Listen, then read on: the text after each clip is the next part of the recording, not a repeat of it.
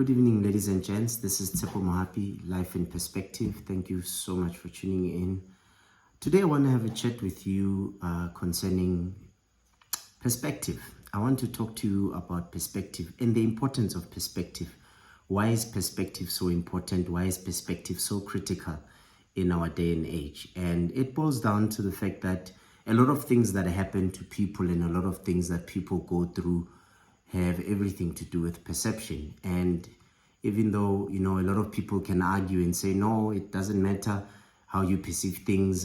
If you go through difficulty, you go through difficulty. Everyone goes through difficulty, and life is hard and life is difficult. I beg to differ, because I strongly believe that how you perceive what you go through as a person determines what the ultimate outcome would look like. And that is the mental picture that you will ultimately paint. Because perception is basically the outcome, or that rather the ultimate picture that your mind will paint based on your circumstances, based on your situation, based on your experiences. So whatever the case might be, you will find that many a times you can have 10 people that go through the same experience, but it doesn't impact them the same way, simply because their perception, or rather their view of that particular challenge is not the same.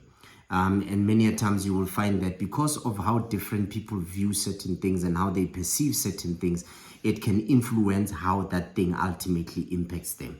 There are people who might not see anything wrong with a person doing something, and others will perceive it as something that is not okay, that is not right. And how that action impacts them is negative, but the other people might not even be impacted, because their perception of that particular thing it's neither negative nor positive. It's really something not to bother about. It's something to just move on from and not even waste time thinking about. So you'll find that even the things that catch our attention, they'll catch our attention based on perspective. They'll catch our attention based on the perception that we have of those things. For an example, if I see a car that I like, or rather if I see a car that I then ultimately end up liking, my perception of that car is that that car is either beautiful, or of course whatever reasons that make me feel the way that I feel about it. It could be because that car is beautiful, that car is looking good, or that car is fast, or that car is a new model of something that I liked before. So basically my perception is influenced by that vehicle. So how I will feel about that vehicle is entirely dependent on what I have made as a perception.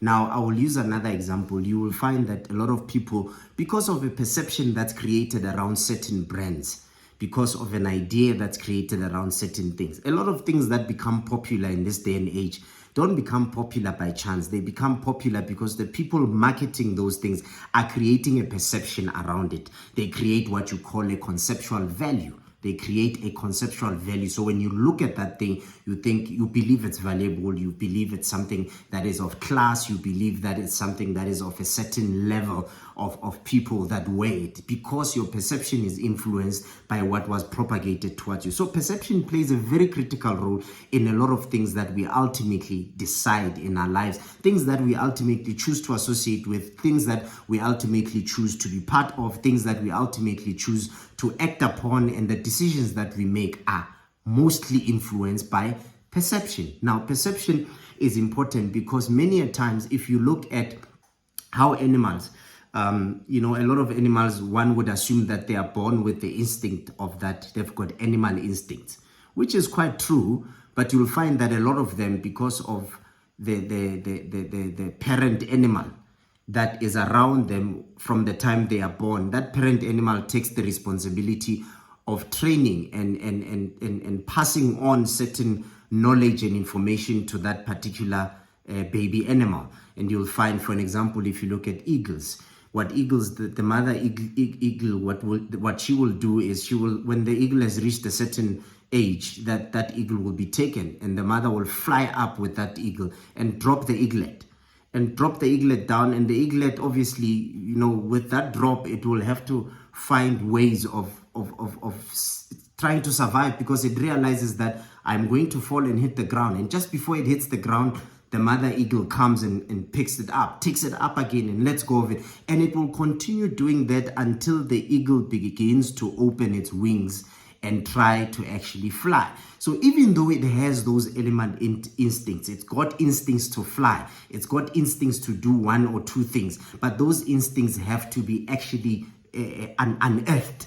They have to be taken out of that animal. And you will find that those circumstances seem risky, they seem dangerous, they seem painful. Probably the little eaglet feels that, you know, the mother doesn't like it. It feels like the mother wants to kill it. It feels like the mother, you know, it means bad for it. And it doesn't realize that that is part of the training that needs to happen for it to realize its ability to fly. So for it to discover the ability to fly, it has to be taken up and dropped in the air. As scary as it looks, as painful as it might seem, and as dangerous as it looks, the eagle will let go of that eaglet, and that eaglet will have to figure out a way, and its survival instincts must kick in based on the danger that it sees and the danger it's experiencing at that point in time. And that's what actually changes everything about it. Now, you will see that probably after that eagle has started flying and realizes that I have wings, I can spread them, I can flap them, I can spread them and soar, I can flap them and fly and pick up elevation, it realizes that, oh, so when the mother eagle was throwing me from a great height, it was actually teaching me that I should actually learn to open my wings and fly.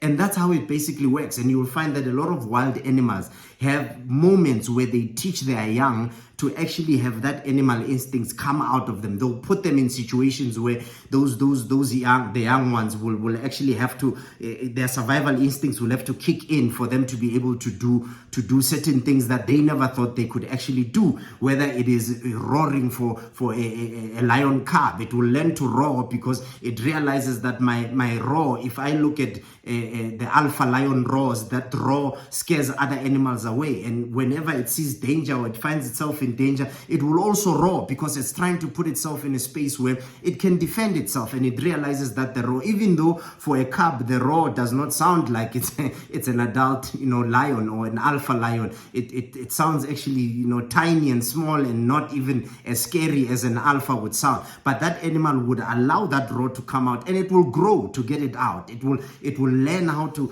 get out its paws and its nails and try to scratch. It will learn how to bite. It will learn all of these things, and it will learn all of those things whether it's playing or in circumstances where it experiences danger. So you realize that there are certain circumstances and situations that are presented to every living thing. Every living thing is presented with situations and circumstances that are supposed to get the instincts of that particular species out of itself. Now, for an example, if you look at us as humans, we go through difficulties, we go through challenges, we go through hardship, we go through pain, we go through a lot of things as people. And what we need to realize is that when we change our perception of those things, instead of us seeing them as pain, instead of us seeing them as trouble, instead of us seeing them as challenges, instead of us seeing them as difficulties, we see them as tools that are going to unearth the inherent abilities, the inherent capabilities that we have as human beings for us to be able to achieve a lot more than what we think we are capable of doing. So those situations are meant to squeeze you and put you in a corner so that you have no other choice but to activate your survival instincts, where you get into a corner where you have no other choice but to actually kick out. Because in life, nothing is for free. Nothing is a handout. In life, you will have to actually develop certain tools and certain skills for you to achieve certain things. And life is designed and created to present a series, or I would call a platform or platforms, that are supposed to put you in a corner as a person, that are supposed to present certain levels of difficulties that are supposed to activate who you are as a person, to activate your skills, to activate. You will find that a lot of people that have found, even if you look at it as a person, most of the difficulties that we have been through, more than half the time, we only see the value of those things once we have been through them, and we look back and we say, wow, I really appreciate the fact that I went through 1, 2, 3 because it made me the person that I am. But we don't actually see that while we go through the trouble. We think it's trouble, it's not worth it. We don't actually understand the value of the trouble that we go through, that out of that trouble, it will present something very, very beautiful out of us. It will present something very effective out of us. It will present certain character traits, certain personality traits. It will unearth certain skills out of us that are going to help us to do better in life. If we begin to see trouble and difficulty from this perspective, we are going to begin to perceive life as an opportunity. We are going to begin to perceive difficulties as a platform for us to grow, as an opportunity for us to develop ourselves, as an opportunity for us to discover our capabilities and our potentials. We are going to begin to see more out of the difficulty that we are facing as people, and we will realize that it presents a series of opportunities for us to do better for ourselves. And it becomes important because once we get into that space, we are going to realize that as a people, we learn from everything that we go through, especially difficulty. We learn from a lot of difficulty that we go through. For an example, if you look at some of the top brands in the world, some of the biggest corporations in the world, some of them have actually been running for decades. They've been running for a very long time. And you will ask yourself a question: does that mean the people running those businesses don't go through difficulty, challenges in the business? They do, but they learn from it.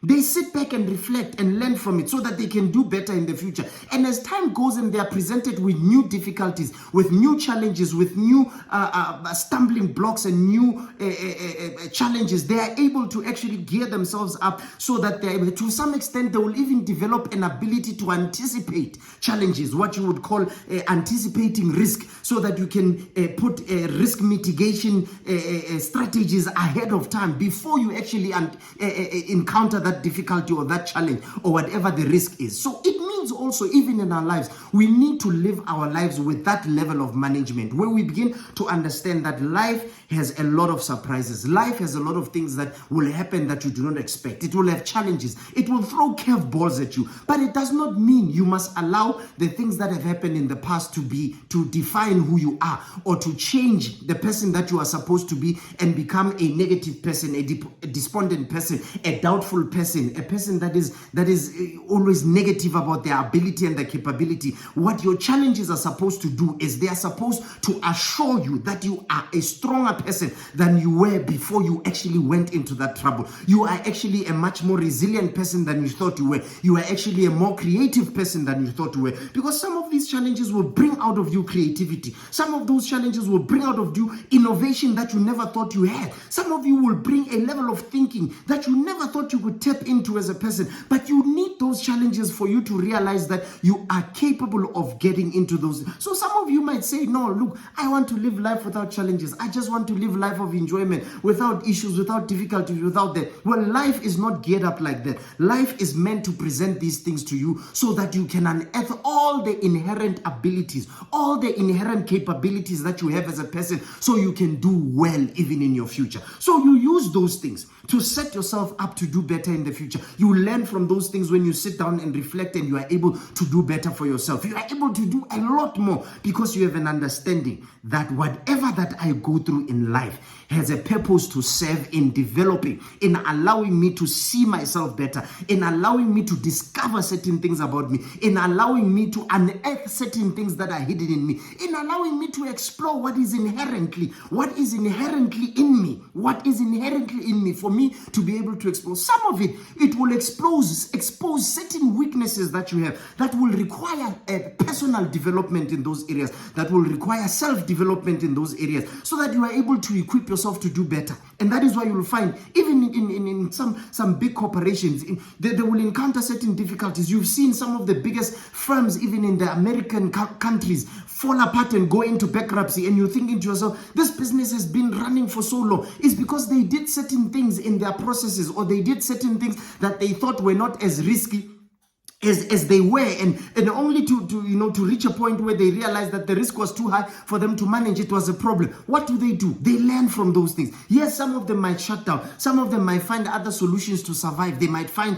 their survival instincts will kick in for them to find ways of saving the business and coming up with better. Now you will realize that once a business has been through one or two or three of those kind of situations, that business tends to be more resilient and much stronger and more capable in managing even heavier situations in the future because of what they have experienced. So life is supposed to give you challenges that must increase your capacity as a person, that must make you a better person, that must actually make you to discover and express a better version of yourself. You need to use these difficulties and these challenges for you to be able to step up and come out and be a better version of yourself. So you use these challenges to grow. You use these challenges to develop yourself. You use these challenges to identify areas of weakness. You use them to identify areas of opportunity. You use them to identify, and you will find that some of the biggest business innovations that came up because there was trouble in the world. There was trouble in the world. If there was no trouble, those innovations would have not existed. You will find, there was trouble when it came to computing. IBM was running the computing world on its own, and Bill Gates realized the risk and realized the need, and he created something that was going to be more user-friendly with people, because the IBM system was not that user-friendly to people. He then took that whole idea and made it simpler, and we had what we call now PC, which was something that someone could have, personally in the home and be able to work it. They presented us with software systems that are allowing us, instead of using typewriters, you could now type and delete. You could type, you could save and come back to the document and continue. All of that was solutions that they brought because of a problem that was there where humans could not do certain things and they required telecommunications is one of them. People wanted to communicate at far distances and they had to create a system that allows. So all of those businesses are birthed, and you look at Elon Musk right now trying to come up with innovations around exploring other planets, because he's realizing the dangers and the challenges that we are facing with our current planet, and the assumption being that if this current planet gets us into a space where it does not give us what we need anymore and it becomes risky for us to live in it, we should have alternatives. And him doing that has earned him so much in terms of accessibility, power, and also obviously his network has increased. His net worth has increased also because of some of the things that he's doing in terms of innovation. He's got a lot more people wanting to come on board and be part of what he's doing because of the innovation that came. Why? Because there was a human problem that was required to be solved. Human problems are supposed to be seen as opportunities, and the people that have transcended and changed their perception of the problem and realized that a problem actually has inherent opportunity in it, those people have actually gotten themselves to do so well in the world. In fact, some of the biggest billionaires in the world have become billionaires simply because they solved the human problem. And even with you as a person, if you want to do well, even in business, find a human problem to solve. Give it a solution, and that will bring money into your pocket. And that's just how life works. Even you, personally in your life, whenever you face trouble, see opportunity in it. You might learn certain lessons about yourself. You might learn certain lessons about your environment. You might learn certain lessons about the people around you. There is so much to learn when you go through challenges and difficulty that we need to begin to change our perception of difficulty. Instead of having that negative outlook of difficulty, we need to begin to learn to embrace them and see the positivity that is inherent in that storm. Every storm that you go through in life has something beautiful inside it. Every single storm you come across has a lovely sunshine that comes after it. Every single tornado or whatever situation that you might find yourself in has something good that is hidden in it. All you have to do is to change your perception so that you do not lose the opportunity of discovering something beautiful out of difficulties. You call it beauty in the ashes. You can call it whatever you want to call it. But I can tell you right now, whatever that you go through in life, whether it is painful, whether it is difficult, whether it is hard, whether it is sad, whatever it is, there is beauty that is hidden in whatever that we go through in life. We just need to change our perception and begin to see opportunity in every situation, because they are there for our development. Like the eaglet that is thrown from high elevation ultimately learns how to fly and soar and become a beautiful eagle that knows how to use its wings and use the wind to be able to do wonderful things in the air. Nothing flies like the eagle, but the training of learning how to fly like an eagle from an eaglet is not a beautiful training. It is not an easy training. It's a difficult one. All I have to say to you today is that learn to change your perception of difficulty. Find opportunity. Don't let what you are going through change your focus in life. Keep the focus. Learn from the challenges, but stay focused, stay your course, and things will ultimately take form and they will begin to bear much fruit and you will do well in life. Thank you so much.